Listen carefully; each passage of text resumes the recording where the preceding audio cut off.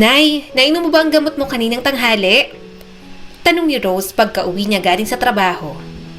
Nakangiti siyang nagmano sa kanyang nanay at tatay. Nasa sala ang kanyang mga magulang at abala sa panonood ng telebisyon. Nainom ko na, Rose. Tugon ng kanyang inang si Melba. Binalingan ni Rose ang kanyang ama. Ikaw, tay, baka iniluwa mo na naman ang gamot mo. Umiling ang kanyang amang si Freddy. Hindi ko iniluwa, ininom ko na. Kahit tanungin mo pa ang nanay mo. Anito. Bahagyang natawa si Rose. Mabuti naman kung ganon. Pasensya na kung medyo natagalan po akong umuwi. Ang dami ko kasing tinapos na paperwork sa school. Si Rose ay isang guro sa elementarya. Bukod sa pagtuturo, ang pag-aalaga sa kanyang mga magulang ang pinagkakaabalahan niya. Matatanda ng mga magulang niya at may mga sakit na rin. Kaya naman bantay sarado niya ito sa pag-inom ng gamot. 3 silang magkakapatid pero siya na lang ang naiwan para alagaan ang mga magulang niya. May sari-sariling pamilya na kasi ang kanyang ate at kuya. Bilang bunso, napunta sa kanyang pangangalaga kina Freddy at Melba. Wala na siyang oras para maghanap ng boyfriend o ng asawa. Sa edad na 30 ay wala pa rin siyang nagiging nobyo. Maraming nagtangkang manligaw, ngunit wala siyang pinagbigyan. Wala kasi sa priority niya ang love life. Para sa kanya ay dagdag lang ito sa sakit ng ulo. Ipinaghanda niya na ng hapunan ang mga magulang niya. Pakanta-kanta pa siya habang nagluluto. Biglang lumapit si Melba sa kanya at bigla na lang siyang niyakap.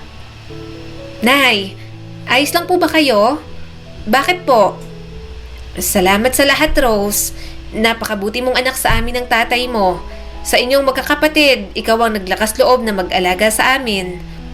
Nay, gagawin ko po ang lahat para sa inyong dalawa ni tatay. Katulad na lang po kung paano nyo ginawa ang lahat noon para sa akin. Ginawa nyo po ni tatay ang lahat para makapagtapos ako ng pag-aaral. Hindi ko maaabot ang pangarap kong maging isang guro kung hindi po dahil sa inyo ni tatay. Nangako ako sa sarili ko na gagawin ko po ang lahat para masuklian ko ang lahat ng pagmamahal, pag-alaga at kabutihan nyo. Mahabang litanya ni Rose. Masaya akong naging anak kita, Rose. Mas masaya po ako na kayo ni tatay ang naging magulang ko, Nay. Humigpit ang pagkakayakap ni Melba sa kanya. Napangiti siya at ginantihan ito ng yakap. Tuwing araw ng linggo, sinasamahan ni Rose ang magulang niya sa pagsimba. Sa kabila ng busy schedule niya ay hindi niya pa rin nakakalimutan ang maglaan ng oras para sa Panginoon. Naglalaan pa rin siya ng oras para magpasalamat para sa mahabang buhay ng kanyang mga magulang at magpasalamat na rin dahil nakakarao sila sa pang-araw-araw nilang pamumuhay. Ma'am Rose, puro trabaho ka na lang. Wala ka ng time sa love life. Komento ni Janice, kapwa niya guro. Isinara niya ang kanyang laptop at nakangiting binalingan si Janice. Hindi ako mapapakain ng love life na yan at isa pa, mas priority ko ngayon si nanay at tatay. Ulirang anak ka talaga, bilib ako sa'yo. Alam ko lang kung anong priority ko. Pero masayang buhay na may asawa o boyfriend Minsan nga lang nakaka-stress pero mas nangingibabaw naman ang saya. Sabi pa ni Janice. Hindi na sumagot pa si Rose. Pangarap din naman ni Rose na magkaroon ng asawa at sariling pamilya balang araw. Ngunit sa dami ng ginagawa niya ay wala na siyang oras para doon. Ang mahalaga ngayon sa kanya, ang trabaho at ang kanyang mga magulang. Ate, dumating ng bill ng kuryente at tubig. Medyo malaki, kaya baka pwede tayong mag-ambagan ni kuya. Kahit sa akin na lang yung pinakamalaking parte ng babayaran. Basta makapag-ambag lang kayo. Pakiusap ni Rose sa atin niyang si Rana. Kausap niya ito sa telepono. Rose, alam mo naman na 3 na ang anak ko. Kailangan pa ng gatas ng bunso kong anak. Ang mahal na ng gatas ngayon. Tapos yung asawa ko hindi pa ako pinapadala ng pera. Ikaw nang bahala dyan Malaki naman ang sinasahod mo Hindi mo ba kayang bayaran na lang ng buo ang kuryente? Marami ka namang pera, di ba? Wala ka namang binubuhay Napalunok si Rose at napatango kahit na hindi naman ito nakikita ng ate Rana niya. Sige ate, salamat sa pagsagot sa tawag ko. Naiintindihan kita. Bye. Saad na lang niya tinapos na lang ang tawag. Malalim siyang napabuntong hininga at pagod na umupo sa sofa. Tama naman ang ate niya na malaki ang sinasahod niya. Pero sa dami ng bayarin at gastusin, nauubos din yun kaagad. Napakamahal na rin ang gamot ni Melba at Freddy. Madalas nga'y wala nang natitira para sa sarili niya. Isang nurse ang ate niya at may asawa itong nagtatrabaho sa barko. Medyo may kaya ito sa buhay, ngunit ubod naman ang damot. Huli itong nakapagbigay ng pera, 4 na taon nang nakakaraan. Tinawag niya ngayon ang Kuya Dexter niya, isa itong engineer. Oh, Rose, bakit ka napatawag? Busy ako. Choppy ka, Rose. Tumawag ka na lang ulit sa susunod. Bungad ni Dexter. Napailing na lang si Rose. Wala pa man siyang nasasabi ay tinapos na ni Dexter ang tawag. Rose, ayos ka lang ba? Tanong ni Melba na kagigising lang. Opo, Nay. Gutom ka na po ba? Sandali lang po. Tatapusin ko lang yung niluluto kong agahan natin. Ani Rose at pinunasan ng luha saka nagtungo sa kusina. Bahay at eskwelahan, sa lugar na yan lang umiikot ang buhay ni Rose. Isang araw ay nagkasakit ang kanyang ina. Sa sobrang pag-aalala ng tatay niya, inatake naman ito sa puso. Magkasabay na isinugod ni Rose sa ospital ang mga magulang niya. Wala siyang tigil sa pag-iyak. Nag-aalala siya sa kalagayan ng mga ito. Bukod doon ay namumroblema din siya kung saang lupalop ng mundo naman siya kukuha ng pera. Magkasama sa iisang kwarto sina Melba at Freddy. Wala pa ring mali si Freddy habang si Melba naman pilit na pinapakalma si Rose. Gisingin mo si Freddy, Rose. Magiging okay lang naman siya, di ba? Saad ni Melba. Tumango si Rose at marahang hinawakan ang kamay ng ina. Magiging okay din po si tatay. Matapang yan eh.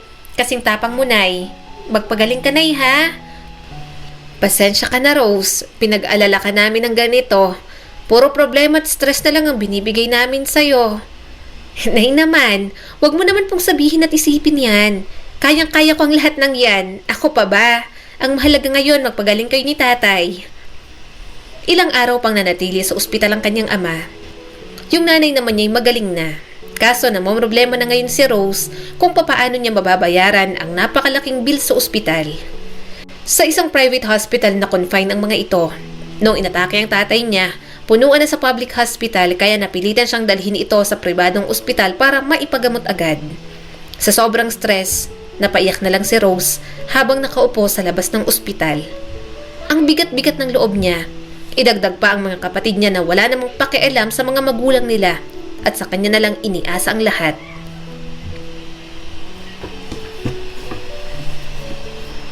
Miss, isang lalaki ang biglang sumulpot at umupo sa tabi niya saka inabutan siya ng panyo nito. Kunot noo niya itong tiningnan. Kahit nagtataka, tinanggap niya pa rin ang panyo saka mabilis na nagpunas ng luha. Salamat. Ako nga pala si June. Ikaw naman si... Ako naman si Rose. Maaari ko bang malaman kung bakit ka umiiyak? Ayos lang kung hindi mo sasagutin. Ang hirap ng buhay, no?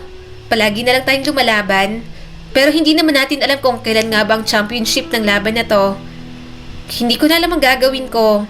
Pero wala akong choice. Kailangan kong tibayan ang loob ko. Kailangan kong lumaban ng lumaban kahit napagod na ako. Kasi may mga taong umaasa sa akin. Pero kung pagod ka na pala, dapat bigyan mo ang sarili mo ng oras para makapagpahinga. Pahinga sa mga suliranin at problema. Maaari ko bang malaman kung anong problema mo? Huminga ng malalim si Rose at tinanguan si June. Yung nanay at tatay ko kasi parehong na-confine dito sa ospital na to. Yung nanay ko magaling na. Si tatay naman medyo okay na rin. Kaso sa tagal naming nanatili dito, sobrang lumobo ng bills namin. Kaya kong bayaran yung kalahati pero hindi ko alam kung saan pa ako pupulot ng pera para mabayaran yung isa pang kalahati.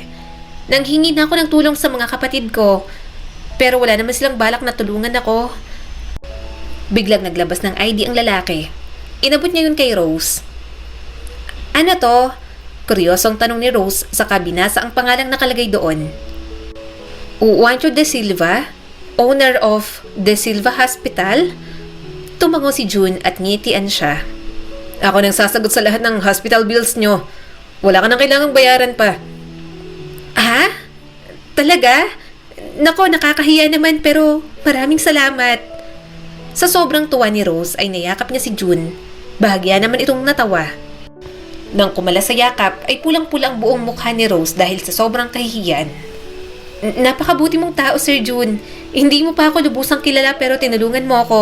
Maraming salamat po talaga. Pero may isang kondisyon ako para sa'yo, Rose. sabi pa ni June. Natigilan si Rose at napalunok. Niyakap niya ang kanyang sarili saka siya kabadong umusog palayo kay June. Ano pong kondisyon? Sorry pero katawan ko bang magiging kapalit ng pagtulong mo? Malakas na tumawa si June. Halos sumakit ng tiyan nito sa sobrang pagtawa.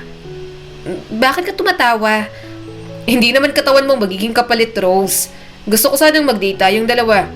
Yun ay kung ayos lang sa'yo. Date?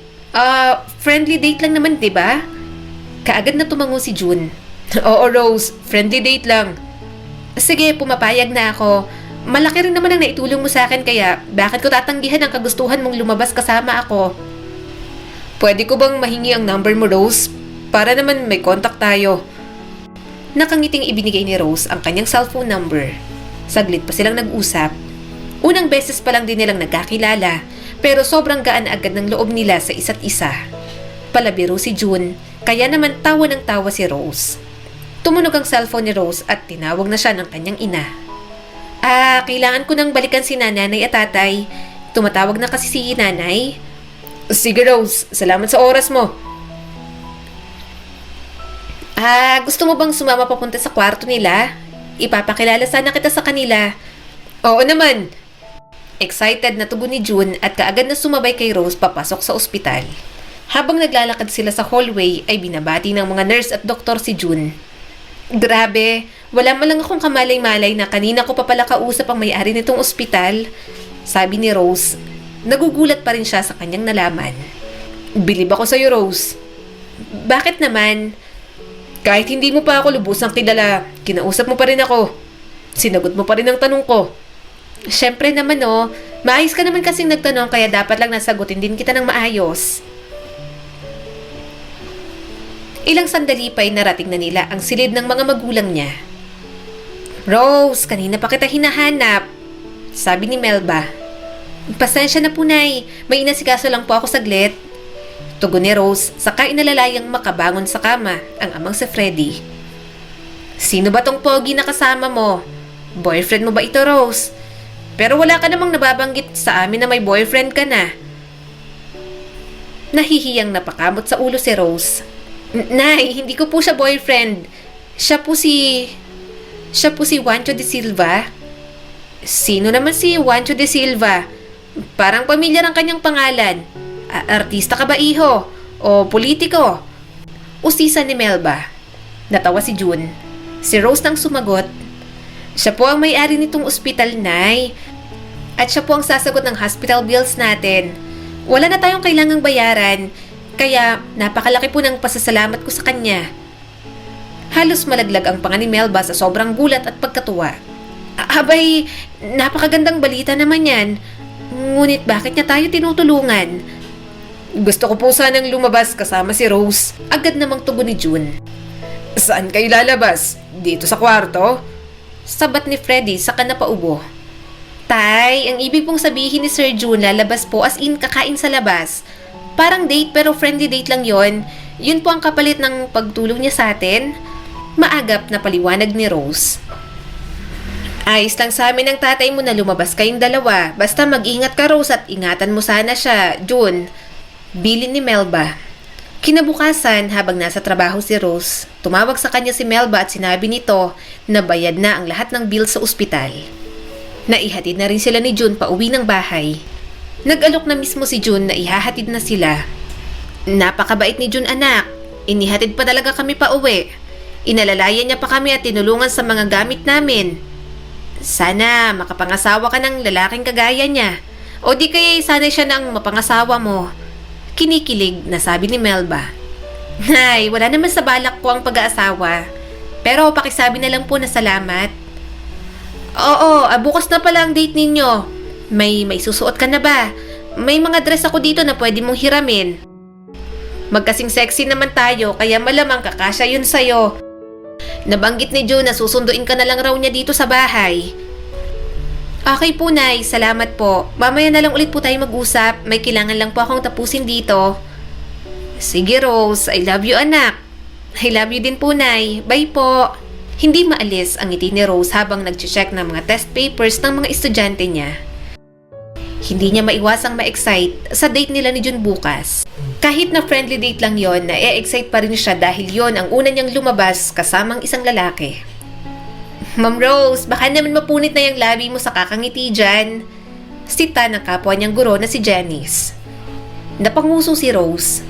Ako na naman ang nakita mo. Ano nga bang dahilan ng pagngiti mong yan? Bakit ubod naman ang tamis yan? Pangaasar pa nito. Secret? Tanging isinagot ni Rose. Hula ko, love life yan no? Hindi ah. Bakit nauutal ka? Masakit lang yung lalamunan ko. Mabuti pa, asikasuhin mo na lang yung paperworks mo dyan. Pag-iiba ni Rose sa usapan at hindi makatingin kay Janice. Sumapit ng araw ng date nila. Nakatitig si Rose sa sarili niyang refleksyon sa salamin. Nakasuot siya ng kulay puting dress na lampas tuhod. Nakasuot rin siya ng heels. Napakamot siya sa kanyang ulo at nilingon si Melba. Nay, hindi ho ba masyadong OA naman tong ayos ko? Friendly date lang naman daw po. Tanong niya pa. Si Melba kasi ang may gusto na magsuot siya ng dress at heels. Hindi yan OA anak. Dapat nga mag-makeup ka. Lipstick lang ang nilagay mo. Maglagay ka ng counting eyeshadow at blush on. Bahagyang natawa si Rose. Huwag kang tumawa Rose. Totoo ang sinabi ko. Mas gaganda ka palalo kung maglalagay ka ng makeup. Pero pwede namang wala na kasi nagmana naman sa akin ang beauty mo. Hindi kailangan ng makeup para umangat ang ganda. Ani Melba, saka ito humagikhik. May narinig silang bumusina sa labas. Kaagad na dinampot ni Rose ang bag niya at hinalikan sa pisngi ang kanyang nanay at tatay. Mauna na po ako, Nay. Nasa labas na si June. Sige, mag-enjoy ka sa date ninyo. Friendly date po, Nay. Pagkaklaro ni Rose at naglakad na palabas. Bumaba ng kotse si June. Napanganga ito nang makita ang napakaganda niyang ayos. Rose, ang ganda mo. Pinamulahan ng pisngi si Rose. Naglahad ng kamay si June at inalalayan siyang makapasok sa kotse. Habang nagmamaneho si June, hindi nito maiwasang sulyapan siya. Baka mabangga tayo kakasulyap mo sa akin. May gusto ka bang sabihin o may dumi ba sa mukha ko? Tanong ni Rose. Tumikhim si June. Napakaganda mo kasi ngayon. Ngayon lang? Pangit ba ako nung nakaraang araw? Ang ibig kong sabihin, maganda ka na pero mas talo ka pang gumanda ngayong gabi. Kakapuri mo, lalaki ng ulo ko. Pero salamat. Natutuwa ako sa sinabi mo. Minsan lang ako makatanggap ng compliment mula sa ibang tao eh. Madalas, si nanay at tatay lang naman ang pumupuri sa kagandahan ko. You are beautiful, Rose, inside and out. Sabi pa ni June. Biglang bumilis ang tibok ng puso ni Rose. Uminit din ng husto ang kanyang mga pisngi. Para ring may paru-parong nagsisiliparan sa kanyang tiyan. Nakarating na sila sa restaurant na pinareserve ni June. Inalalayan pa siya nitong makaupo. Anong gusto mong orderin? Tanong ni June. Kahit ano na lang, hindi ko naman kasi kabisado ang pagkain nila dito. Kung ano na lang yung sayo, yun na lang din ang akin. Hindi naman ako mapili sa pagkain eh. Tumango si June at nag-order na. Kumusta ng tatay mo? Okay na. Salamat sa tulong mo, June. Walang anuman yon. Masaya akong nakatulong ako sa'yo. June, may itatanong sana ako sa'yo. Ano yon? Alam kong friendly date lang to, pero wala bang magagalit na lumalabas ka kasama ako? Usisa ni Rose. Kaagad na umiling si June. I'm single. Single ka? Sa gwapo mong yan? Busy sa trabaho wala nang oras. Ngayon lang ako nagkaroon ng oras. Alam mo ba, first time kong lumabas kasamang isang lalaki. Kumain ng dinner. Ganon. Ang swerte ko pala. First time mo palang makipag-date tapos ako yung first mo? Nakailang boyfriend ka na ba, Rose? Wala pa. Zero Bakit naman? Sa ganda mong yan, sigurado ako maraming nanliligaw sa'yo. May nanliligaw at nagpaparamdam pero wala pa kasi yun sa plano ko. Hindi ko pa priority sa ngayon. So, wala kang balak magpakasal? Tanong pa ni June. Meron naman. Lahat naman ata pinapangarap yan. Pero siguro sana kapag 35 na ako or 40. Ikaw ba, June? Ilang taon mo balak magpakasal? Kapag 35 ka na. Hirit pa ni June. Nasamid tuloy si Rose. Sorry, nabigla kita. Nakakagulat naman kasi ang sinabi mo, June. Marahang hinawakan ni June ang kanyang kamay. Alam kong saglit pa lang tayo nagkakakilala, Rose. Pero nag-uumapaw na yung pagmamahal ko para sa'yo. I admire you. I like you. Ngayon pa lang ako na-inlove ng ganito kabilis. Hindi ko na alam kung papaano ko papipigilan ang nararamdaman kong to para sa'yo. Sana hayaan mo akong mas makilala ka pa. Gusto ko sanang manligaw sa'yo. Kung hindi ka pa handa ay ayos lang. Maintindihan ko. Sunod-sunod na napalunok si Rose. Kinuha niya ang bag niya at kaagad na tumayo. Mauuna na ako, June. Aniya, saka nagmamadaling umalis. Sinubukan siyang sundan ni June pero mabilis siyang nakasakay ng taxi. Tulala siya sa loob ng taxi habang nakatitig sa labas ng bintana. Humahanga rin siya kay June pero sa laki ng responsibilidad niya sa mga magulang niya, hindi niya alam kung makakaya pa ba niyang isingit doon si June. Ang bilis mo namang atang nakauwi, Rose. Komento ni Melba. Dagmano si Rose. Magpapahinga lang po ako, Nay. May problema ba? Ano bang nangyari? At bakit nagtaxi ka lang? Bakit hindi ka inihatid ni June pa uwi? Umupo si Rose sa tabi ng kanyang ina. Nay, gusto niya po kasing manligaw sa akin. Anong naging desisyon mo? Hindi po ako sumagot kasi gustuhin ko man pong umoo. Baka hindi rin po magtagal ang relasyon namin. Wala naman po sa priority kong love life, Nay. Mas gusto kong unahin kayong dalawa ni Tatay. Marahang hinagod ni Melba ang kanyang likod. Rose, naiintindihan ko kung gaano mo kagustong alagaan kami. Pero, huwag mong ibuhos ang lahat ng oras at atensyon mo sa amin. Matanda na kami ng tatay mo. Ayaw naman naming tumanda ka, kakaalaga sa amin.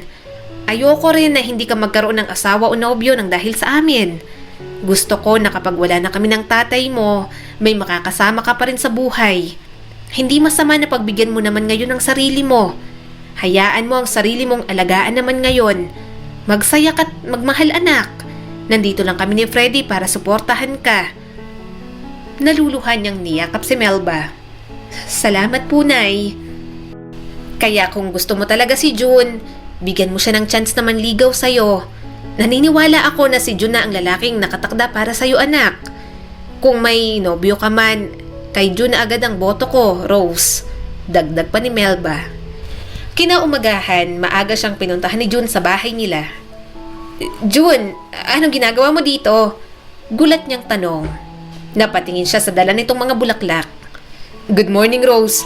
May dala akong bulaklak para sa'yo. Ayos lang ba sa'yo kung ihatid kita papunta sa trabaho? Saktong-sakto na nandito ka ngayon, June. May gusto rin kasi akong sabihin sa'yo. Nagsalubong ang kilay ni June. Tumikim si Rose at ninitian ito. Pumapayag na akong ligawan mo ako. Talaga? Masayang sambit ni June at napatalon pa sa sobrang tuwa. Napasuntok pa nga ito sa ere. Natawa na lang si Rose.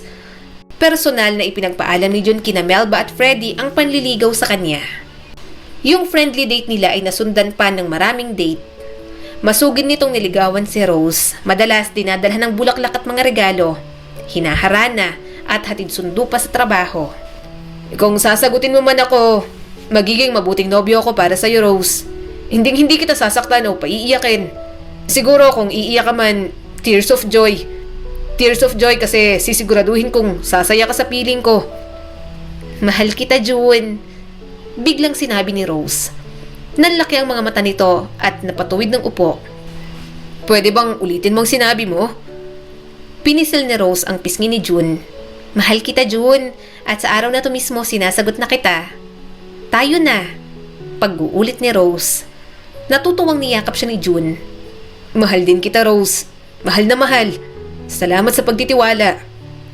Naging opisyal silang magkarelasyon. Kaagad nila yung ipinaalam sa kanilang mga magulang. Nakilala na rin ni Rose ang mami at daddy ni June at wala naman itong masamang komento sa kanilang relasyon. Suportado sila ng mga pamilya at kaibigan nila. Sobrang naging mabuting boyfriend si June kay Rose. Parang prinsesa si Rose kung ituring nito. Kumuha na rin si June ng private nurse para sa mga magulang ni Rose. Laking pasasalamat niya dahil may nobyo siyang kasing bait nito. Salamat sa lahat, June. Hindi mo naman kailangan gawin ang lahat ng to pero sobrang salamat talaga. Hulog ka ng langit sa akin. Inalagaan mo na nga ako tapos pati si nanay at tatay, alagang-alaga mo rin. Ganun kita kamahal, Rose. Lahat ay handa kong gawin at ibigay para sa'yo. Nakangiti niyang niyakap si June. I love you, June. Salamat sa pagmamahal na natatanggap ko mula sa'yo. I love you too, Rose. Makalipas ang 2 taon nilang relasyon, napagpasyahan nilang magpakasal na. Noong nagpagawa ng bahay si June para sa kanilang dalawa ni Rose, nagpagawa din siya ng bahay para sa mga magulang ni Rose na katabi lang ng bahay nila. Para kahit papaano, makakasama pa rin ito ni Rose. Nabiyayaan rin sila ng 2 anak na babae.